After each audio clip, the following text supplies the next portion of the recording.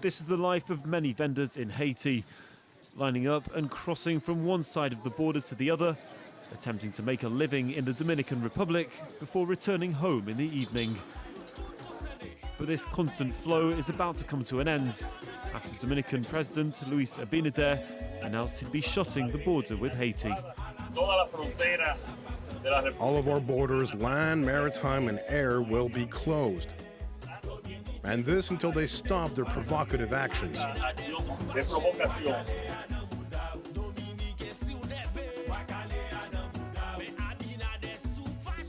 been constant disputes between the Dominican president and obviously representatives of Haiti, because obviously we don't have a president right now since the assassination and all that. So, but Henri, is it Henri like? He's like, I mean, caretaker government. I guess we're going on over there. I guess he's like an interim. He's like the interim in a way. But basically, yeah, with the whole canal situation, with the canal running through predominantly on the Haiti side, but the DR, they have been able to take advantage of that resource as far as like that waterway. But at the same time, it's on both sides, the waterway. It technically is, but the DR has basically been hogging it, right? And I understand it's part of a whole treaty, right? A whole treaty that was established in 1929 for like equal access to it. But there's more of a necessity on Haiti side because of a drought that they're experiencing now. So, but the DR is looking at it from the perspective of the treaty that was. Here's the thing that got me about it is that bump the treaty. This canal isn't. It's not bump the treaty. Like the treaty matters. It's valid because it's talking about equal. Matter of fact, I forgot the exact name of this thing because this is about equal or equitable access to this to the water. It's a mutual agreement that they had. The Treaty of Peace, Friendship, and Arbitration. That's the key word I was looking for. It's arbitration. So that we, both the Haitian side and the Dominican side can use this resource to, it's mostly farming and agricultural purposes. They're talking about this water. So you're talking about this particular stretch of river. But there's also a piece. There's also a part where you have to include like the trade, like the trading piece as far as commerce and goods and services. There's also that's getting affected. But if we're just take it step by step and just look at the river for a second. Just looking at the river for a second, it's like Massacre River. And the canal is exactly what's it's like. It's not, bro. They didn't do this overnight. It's been 10 years. It's been a while, yeah. They've been working on this for 10 years. Yeah, working on it for a while, yeah. And DR, has been like part of that, like. Not that they've been helping build, but like they've been aware about this and that it's been this project that's been ongoing. It hasn't been an issue, and it hasn't been issued. It's like, why is this joint bubbling up now? And they're making claims like it's affecting their agricultural, because it's farmers really that started this. The farmers in Haiti are just like, yo, it's a drought over here. Yeah. We have this river. We need to divert some of the water so that we can. Help our farm, because this is for having production in your own country. The country that's already in shambles. It's kind of important, right, to be able to produce some of your own food here if you're trying to help yourself climb out of that. But also the farmland that I believe that the Dominican Republic is claiming that is now suffering on their side. They're on the north end of that river. They're not even. Yeah, the part that's been diverted is after it's already passed through their agricultural space. So what are you talking about right here at the opposite end here of the canal? So are you saying that people are making a big deal out of something that should naturally be nothing?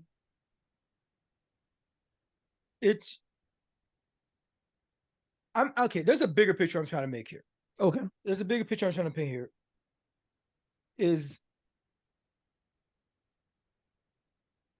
Bro, this climate change joint, y'all better stop playing with it. Y'all better stop playing with it. they're telling out. Matter of fact, I'm gonna have to put this in. Especially when you're talking about droughts. We're talking about droughts. There's droughts all over. There is a drought map. There is a drought map. That's crazy. You can click the minimum, if I minimize it here and look at the whole picture. All the red spots, right? If you zoom in, you realize, like, if you zoom in, for example, let's say Northern Africa. Yeah, I'm looking. Yeah, you see all the hot red spots there? That covers like 4 or 5 different countries, right? Look at Algeria. Yeah. Look at Algeria, like freaking drought throughout that whole thing. South America, the United States even has drought areas in there. Yeah. Drought ain't got nothing to do with your well, it got something to do, but nobody's immune, is what I'm trying to say. Look at Australia. It's all over Australia. That's crazy. Australia barely has blue. Barely got Australia. They just straight up probably just having a bunch of desalination plants over there, because they gonna have to turn that ocean water into something usable. For real. Because they ain't got, bruh. While I was researching this, I saw that Egypt has commissioned what's going to be the largest desalination plant in the world, right? Because of drought, because they see the potential for all the chaos that can cause, right? Libya and Sudan, who borders them there, they've gotten like an agreement and everything, because they see like, yo, we need to figure out this drought situation, because it's going to be bad. It's going to cause problems. It's going to cause conflict, like what's happening in Haiti. That's not their example, but this is what I'm bringing up here, is that this climate change thing, this is one branch of that, is droughts and the increasing chance of droughts. Yeah. It's going to cause conflict. We're going to have problems. This stuff that's happening in the canal is something that's externality from human caused climate change events that just from decades ago. I remember reading this some time ago that I forgot what author I was reading it from, but I remember when I was in my I was at Georgetown University, and I was in my Homeland Security, one of my Homeland Security courses, and we're talking about terrorism, and one of the things that was being posed in the journal I was reading, control of fucking water. Yeah, they were like, the wars of the future is not going to be the wars that we've seen. It's going to be cultural wars, and there's going to be wars over necessities, like actual human necessities, water, food. Droughts are going to be one reason why there's going to be war. Like, and then it was so crazy to think about it and this was like 2012. I was reading this, right? And so it was hard for me to like really fathom it. It's like just a little over 10 years ago. But like the person was already thinking that way, like, yo, this is what it's gonna be. Bro, it's not a mystery. It's not a mystery. It's not. We had the TV show, the cartoon Captain Planet. We try to put it into the kids to let them know, yo, at least make the kids will know. Yeah. Yo, this is gonna be crazy if we don't get our house in order. Right? Perfect segue to the very next thing I want to show you. We're talking about conflicts. Yep. Right? You said the war is going to be fine. This thing in Haiti and Dominican Republic, it's a conflict of sorts, but there's actual conflicts. Yeah. Over water. We're talking about now. We're not even talking about land that's habitable. We're not even talking about that yet. We're not even talking about land that's able to have, that's you can do agriculture on. For all the effects that's gonna have, we're not even talking about like housing codes and how sustaining against hurricanes, right? Or even freezing, and when like places and how heating is gonna be, nuclear power, energy, electricity, all these things. Like, yeah. I'm just talking about just the water. Yeah. In droughts. Okay, so So you were surprised to find that there is a drought map. Yes. I got something else for you. How about a conflict map exclusively to do with water and water access? I got a worldwide conflict map for your ass. That is very specific. I'd be hard pressed to believe that there's such a thing, but apparently you seem to be confident that there is such a thing. What up, fam? It's Darwin, the guy that was just talking. First off, thanks for watching and supporting the show. But I gotta give y'all some homework. Your challenge, if you choose to accept it, is to interact with the show. That means 1, hitting that like button, because I know you like our stuff. 2, make sure you subscribe, so we can swim our way up your timeline whenever we drop new content. The third thing, please share the channel with your friends. Maybe they'll learn a thing about a thing or two. Oh, last thing, we're over here talking about what y'all talking about. So go ahead and carry that conversation on into the comments. We be up in there too. People have been telling us, people have been studying this, and they've been telling us. People have been studying this for a minute. For decades. That's true. For decades, they've been telling us this, and est-ce que nous apprenons? Nous pas apprendre. Nous disons nous pas attendre. And this conflict map, I'm going. You know, we'll put a link in the show notes. But all of these, this has been collected. This has been collected since. Look at the U.S. That's crazy, right? That's kind of crazy. How about this? I'll zoom in on one. Hopefully, I can recreate this. I'm gonna zoom in on one, and I'm gonna tell you a story. Right now, this is a pipeline that was bombed. I just zoomed in on a random one. Pipeline bombed during a labor dispute in California. Oh my gosh, yo! Right during a labor dispute, a pipeline carrying brine to the American potash plant in Trona, California, is bombed, causing destruction of the pipeline and causing the fire hydrants in the town to dry up for several hours. Water related. Here's another one. Let's move to, where's this one? Let's go to Texas. Is this Texas? What is this one? Cattlemen fight Texan landowners for access to water and pasture. This is a drought that happened in Texas in the early 1880s, led to growing disputes among ranch and landowners and cattlemen looking for access to grass and water for their stock. This is just conflicts over water. And we have small ones like that, but we have large ones where countries have gone to war because of water access. We have Haiti and Dominican Republic right now in a tiff, in a little bit of a tiff. Yeah, they're beefing. But let that first person die from this joint. Oh yeah, have another person be unreasonable and want to get their get back. Yeah. Part of what we talked about earlier with collective punishment in Gaza, they shut off the water. Israel shut off the water in Gaza. Remember, they shut off some other stuff. There's different branches to all that. But water, to know that you can add that as a weapon. Yeah. The access to water as a weapon. It lets you know this resource or lack of access to this resource, it can be the destruction of us all. It can be the destruction of many of people's. The folks that put this map together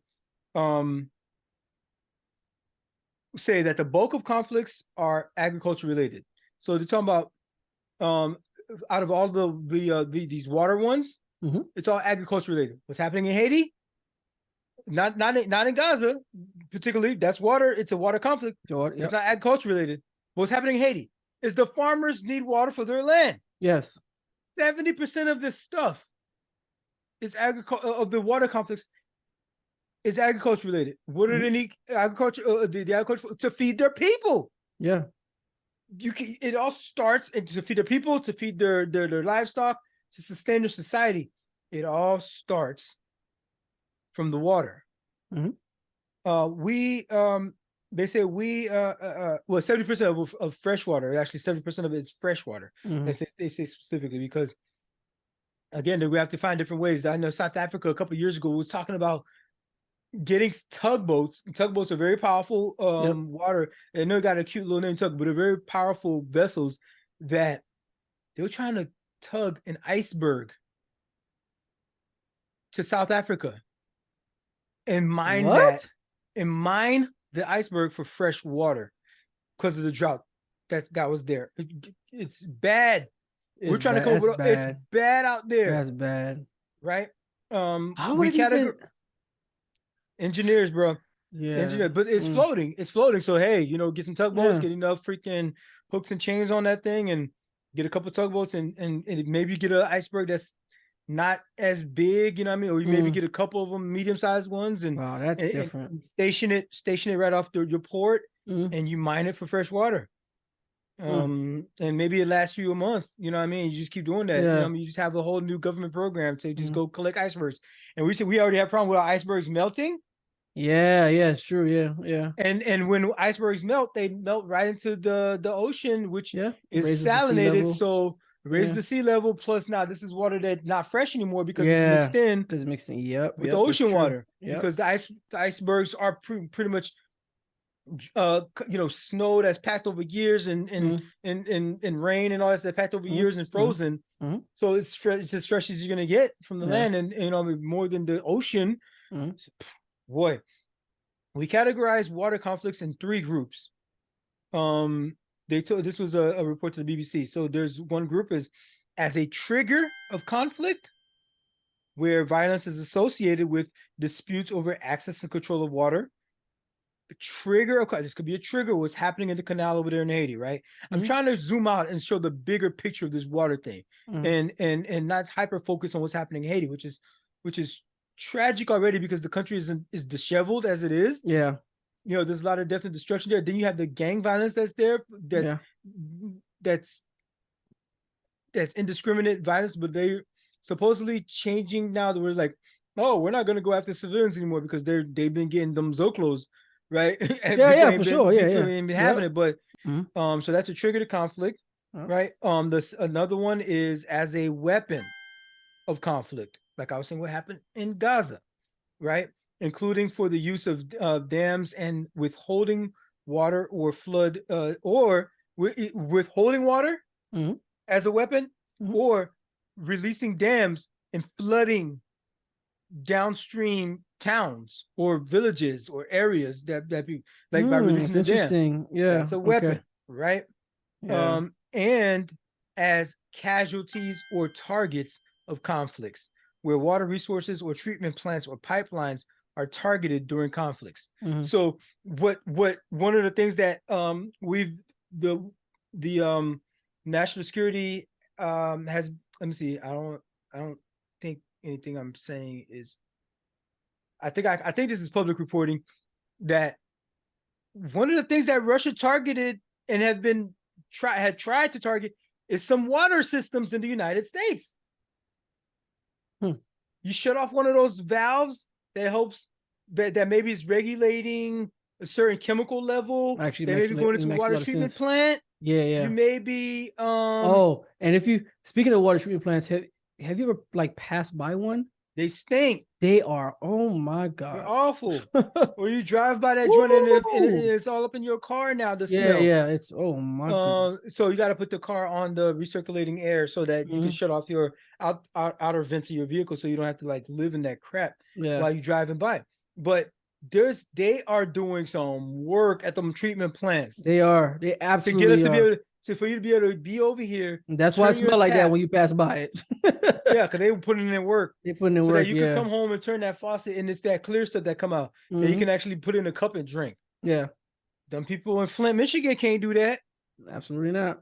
Because that water mattered over there, and then somebody ain't take care of the water right over there. That water, and they end up being victim. Like that water look like glass. That's what. That's the color they look like. There's places in Oklahoma where they turn on their faucet and like flames can come out. They can light it. Oh my! What? They can light their faucet. Water, bro, you better stop playing. Bro. Excellencies, dear friends, this is more than a conference on water. It is a conference on today's world, seen from the perspective of its most important resource. This conference must represent a quantum leap in the capacity of member states and the international community to recognize and act upon the vital importance of water to our world's sustainability and as a tool to foster peace and international cooperation. From water as a key driver across economies and policy making, to the recognition of water and sanitation as a human right, from the integration of water and climate policies to an innovative approach in the use of water in food production, now is the moment for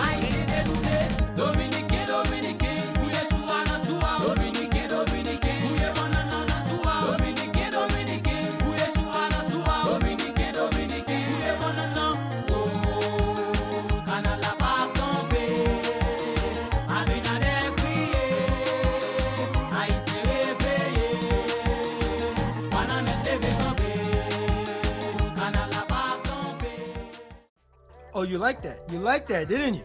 Well, for more clips, click here. Absolutely, and for the full show, click here. I can't even see your hand. Oh crap.